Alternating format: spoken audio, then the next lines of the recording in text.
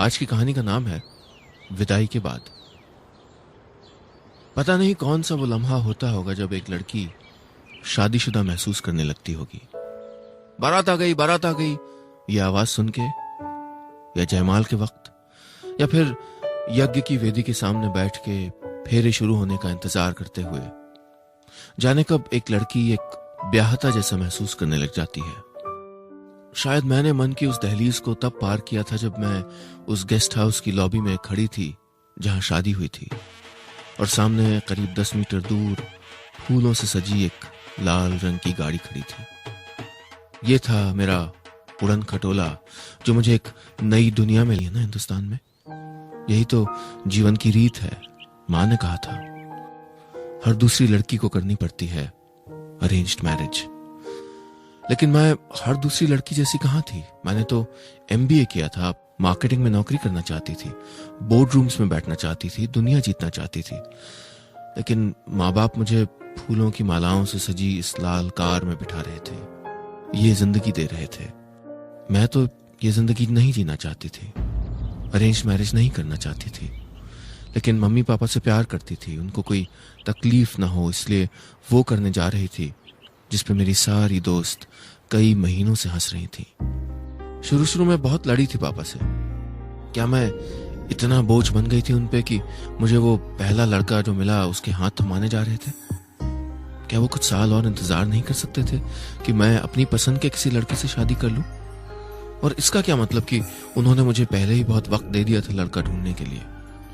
ये जीवन का सवाल है ना, कोई पर्दा थोड़ी खरीद रहे थे हम। लेकिन आखिरकार माँ पिताजी का दिल रखने के लिए मैं राजी हो गई थी।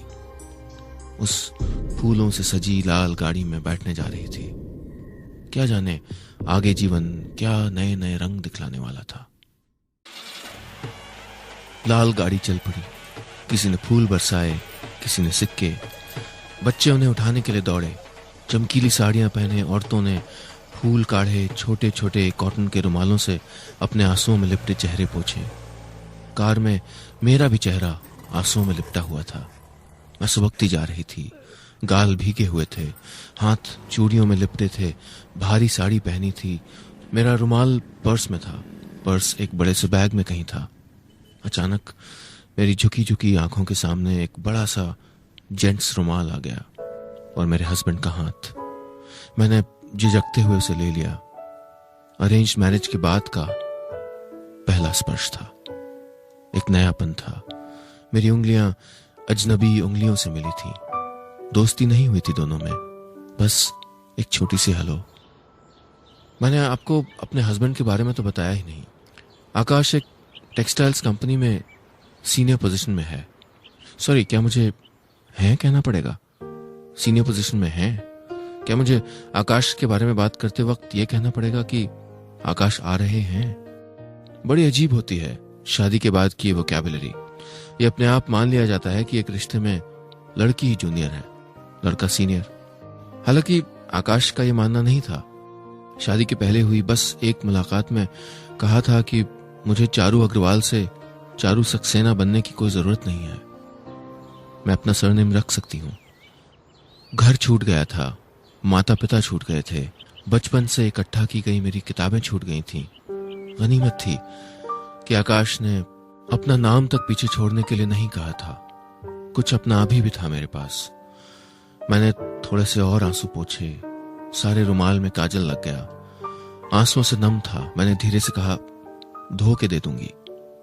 आकाश ने मेरे हाथ से ले लिया और उसे सहेज के अपनी कमीज के ऊपर वाली जेब में रख लिया, जैसे ये मेरा पहला तोहफा हो शादी के बाद।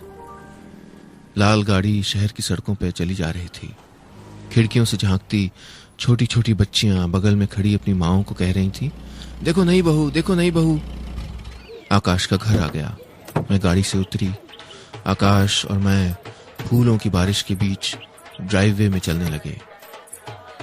ये मेरा घर नहीं था, ये मेरा बारामदा नहीं था, ये मेरा छज्जा नहीं था, ये मेरी खिड़की नहीं थी।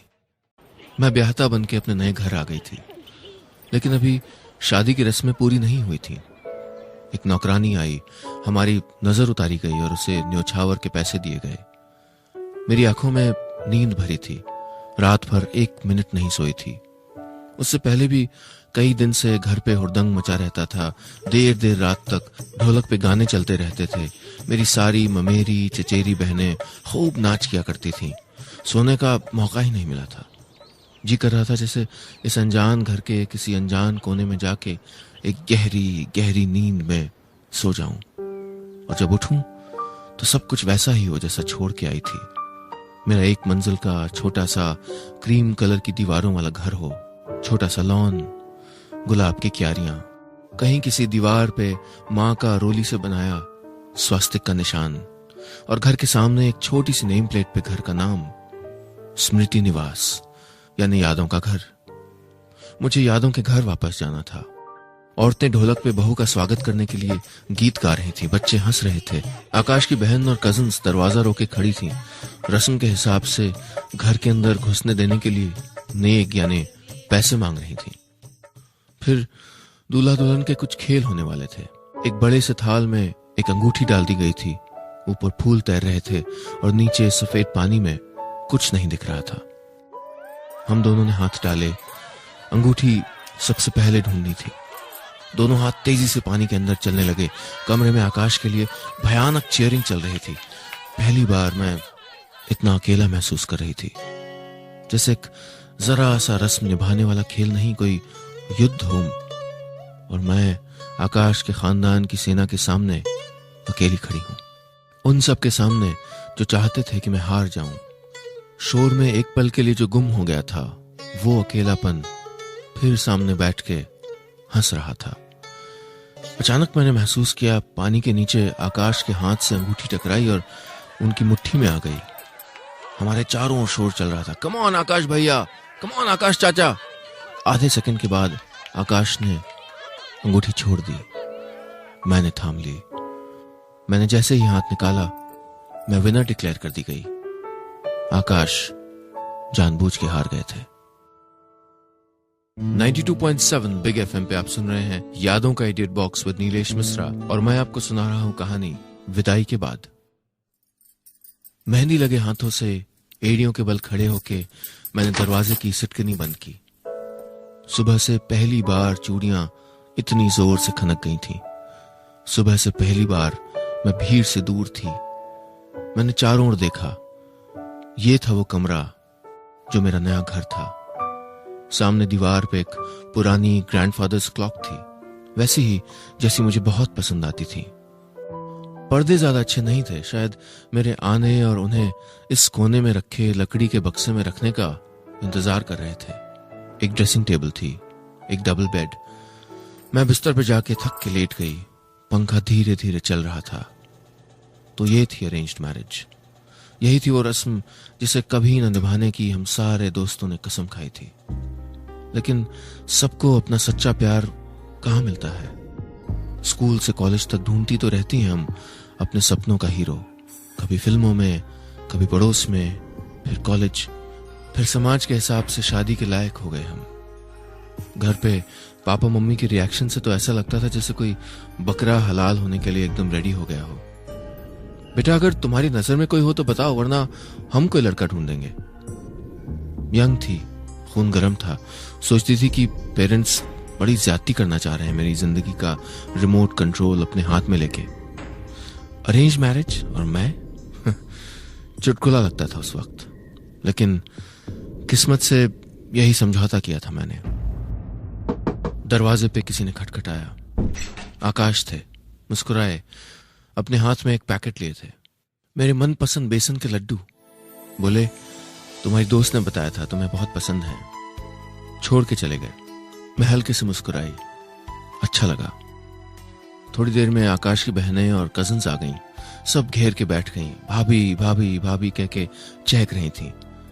मेरे हाथों की मेहंदी देख रही थी, मेरे साथ फोटो खिंचवा रही थी। दरवाजा खुला, आकाश फिर आ गए थे। बोले चलो चलो, भाभी थक गई होंगी, सोने दो सब उन्हें। सब बच्चा पार्टी भाग गई। मैं सोने जा ही रही थी कि अचानक मेरी तो धड़कन ही रुक गई। मेरे कीमती इयररिंग और चूड़ियां मिल नहीं रहे थे। थोड़ी देर पहले कमरे में आने के बाद ही उतारे थे। मम्मी ने जाने कब से पैसा बचा के खरीदे थे वो गहने। नए घर में अफरा तफरी मच गई। नई बहू के गहने नहीं मिल रहे थे। शायद जो उमड़ता घुमड़ता गम था पिछले कई दिनों का, उसे एक कारण मिल गया था बह जाने का। बिस्तर पर बैठ के पैरों के बीच में सर छुपा के मैं बस रोए चली जा रही थी। अचानक मैंने अपने सर पे किसी का हाथ महसूस किया। सर उठा के देखा, आकाश थे। बगल में बैठे धीरे से मेरा हाथ थाम लिया। बोले, I am sorry, I can understand. सब ढूंढ रहे हैं, आई एम श्योर कुछ देर में मिल जाएंगे। कहाँ जा सकते हैं? पहली बार एक अकेले घर में एक तकलीफ भरे अकेलेपन का एहसास थोड़ा सा कम हो गया था। आकाश ने फ्रिज से पानी निकाला और ग्लास में मुझे दिया। बोले, 10-15 लीटर तो तुम रो चुकी हो आंसू, तो थोड़ा पी लो, आगे रोने में काम आएगा। मैं रोते रोते हंस पड़ी। फिर बोले, मैंने सैंडविचेस ऑर्डर किए हैं तुम्हारे लिए। हाँ, ग्रिल्ड भाई। अपनी किसी बिजनेस प्रेजेंटेशन के लिए नहीं की होगी, इतनी ज्यादा रिसर्च की है तुम्हारे ऊपर मैंने पिछले हफ्तों में। चलो टिक करके बताओ, क्या सही क्या गलत। तुम्हें सलमान खान की मूवीज पसंद है, डांस सॉन्ग्स पसंद है, डांस करना पसंद है, फेवरेट कलर्स हैं रेड और एक्वामरीन ब्लू, स्पाइसी खाना अच्छा लगता है, और क्या, वेट, हाँ, लॉन्ग ड्राइव्स। मैं मुस्कुराई। बड़ा स्वीट लगा मुझे, इस इंसान ने इतना जानने की कोशिश की थी मेरी पसंद नापसंद के बारे में। मैं कुछ कहती इससे पहले दरवाजे पे नॉक हुई। आकाश की मम्मी थी। मैंने पैर छुए। वो गुस्से में थी। बोली, बेटा तुम्हें थोड़ा केयरफुल रहना चाहिए ना, ये जेवर कहाँ रख दिए तुमने? अब लोग तो यही कहेंगे कि सक्सेना जी के यहाँ बहू आई और गहने चोरी हो गए। आकाश ने कहा, मम्मी, लेकिन उसकी माँ बोले जा रही थी। मुझे यकीन ही नहीं हुआ। आखिरकार आकाश ने कहा, मम्मी प्लीज यार, चारू अभी अभी नए घर में आई है, is this a way to welcome her? यहीं कहीं होंगे गहने, अभी पता चल जाएगा। आकाश की माँ ने उसे हैरत में देखा। वैसे ही आकाश की छोटी बहन सुरभि अंदर आई, ये कहते हुए, अच्छा भाभी, आपकी ज्वेलरी बाहर रखी थी जब आप शावर में थे, मैंने मार्केट जाने के पहले अलमारी में संभाल के रख दी थी। आकाश की माँ कुछ कहे बिना तमतमाती हुई बाहर चली गई। आकाश ने कहा, थोड़ा टेम्परामेंटल है, लेकिन दिल की बुरी नहीं है। तुम हमसे दोस्ती कर लो, फिर बाकी सबसे भी करवा देंगे। अच्छा, मैंने कुछ मार्केटिंग की अच्छी पोजीशंस ढूंढ के निकाली हैं तुम्हारे लिए, और खाने के बाद तैयार है ना? चोरी से लॉन्ग ड्राइव पे जाएंगे। अरेंज्ड मैरिज से नफरत करने वाली ये लड़की अपने अरेंज्ड मैरिज वाले हस्बैंड से प्यार कर बैठी थी। आने वाले कुछ दिनों में मैंने धीरे धीरे इस अजनबी को डिस्कवर किया। ऐसा नहीं था कि उनको मेरी कई चीजें नापसंद नहीं थी और उनको मेरी, लेकिन धीरे धीरे जैसे भीड़ में लोग कोहनियों से जगह बना ही लेते हैं, वैसे ही हमारे रिश्ते में 100 अलग अलग खूबियों और खामियों की भीड़ में हमने एक जगह बना ली थी। जब मम्मी पापा ने मेरी शादी की थी तो मैं सोचती थी मैं तो सिर्फ ड्यूटी कर रही हूँ अरेंज्ड मैरिज करके, मेरी खुशी तो स्वाहा हो गई है। लेकिन अब सोचती हूँ कि शादी अरेंज्ड हो या लव मैरिज हो, रिश्तों को अगर खूबसूरत मासूम लम्हों से नहीं सींचा तो वो पलक झपकते ही मुरझा जाएंगे। आजकल अपने चारों ओर देखती हूँ जैसे तलाक की बाढ़ आई हुई है। मैं ये नहीं कहती कि अगर उन सब लोगों की अरेंज मैरिज हुई होती तो वो खुश रहते। दोनों तरह की शादियों में अपने अपने हिस्से की खुशियां और गम है। मेरी शादी का वो पहला दिन था। एक परफेक्ट जिंदगी की तलाश में शायद मैं ये अच्छी जिंदगी भी खो चुकी होती। क्या मैं कुछ ज्यादा ही खुशकिस्मत थी? हाँ, लेकिन ये मेरी और मेरी बहुत से दोस्तों की कहानी है। किताबी पिक्चर परफेक्ट जिंदगी का पीछा करते करते शायद अकेलापन ही तो हाथ लगता। आज मेरी और आकाश की शादी की 25वीं सालगिरह है। मेरे 23 साल के बेटे विष्णु की भी गर्लफ्रेंड है, लव मैरिज करना चाहता है। मुझे यकीन है अगर जरा भी अपने पिता पे गया है तो अच्छा हस्बैंड बनेगा। बेटी त्रिशा उससे 1.5 साल छोटी है, कहती है मेरी तरह अरेंज मैरिज करेगी। बच्चों ने आज एनिवर्सरी पे बड़े बड़े प्लान किए हैं, खूब सारे दोस्तों और रिश्तेदारों को बुलाया है। ड्राइंग रूम में बड़ी धमाचौकड़ी चल रही है।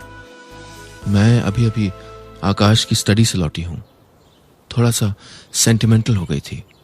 उन्होंने मुझे एनिवर्सरी गिफ्ट जो दिया है, एक बड़ा सा जेंट्स रुमाल जो उन्होंने आज तक संभाल के रखा था, जिसको देते हुए पहली बार उनकी और मेरी उंगलियां छू गई थी। जिस पे 25 साल पहले एक नई ब्याही बहू के विदा होने के बाद बहाए गए आंसुओं का नमक था और ढेर सारा घुला हुआ काजल। बस इतनी सी थी आज की कहानी।